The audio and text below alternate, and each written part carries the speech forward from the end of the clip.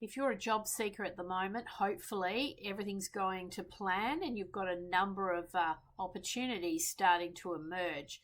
We're in mid October and we really only have a solid 4 to 6 weeks before things really start to wind down in the market, and it can get increasingly difficult to secure offers as we head into that December January timeframe when people typically start to wind down or take holidays.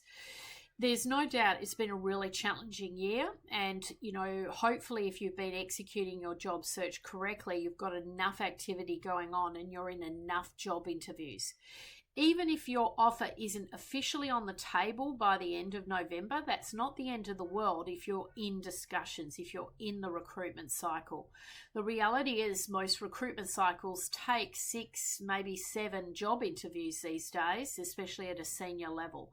So it's quite normal to be sort of midway through your recruitment process about now, and then have a number of interviews still lined up and maybe final, reference checks, psychology type tests, and the like to work towards the official ink on the paper, the official job offer. So there certainly are some challenges in the market. You need to have as much activity on the go. You cannot put all the eggs in the one basket, and you certainly can't assume that an organisation is going to, even if things are sounding quite positive, are going to officially offer you the job. Nothing is set in stone till the very, very final steps. And of course, you really do have to keep playing the market. You need to keep your applications going out. You need to keep other job interviews going along well so that you can execute a job offer and head into 2025 with new employment. There's no doubt it has been a really difficult year across the board, and I'm really cautious on job moves at this time of year. If you don't have to move, my strong advice would be to stay put and get through Christmas, New Year, and then you could come out in the start of 2025 in that first quarter. And you may find that there's a surge of roles and opportunities that become available at that time. So that could work really well and that could work to your advantage.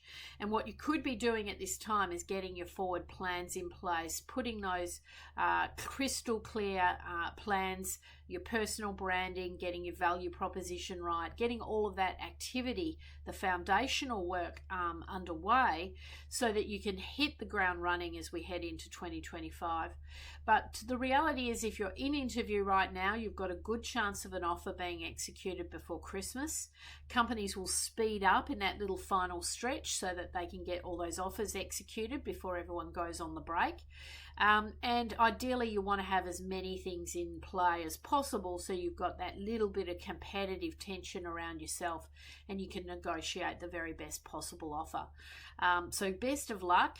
If you're in the final stages, by all means have a chat with me if you need any assistance in regards to contract negotiation, interview preparation, final interviews. Don't wing it.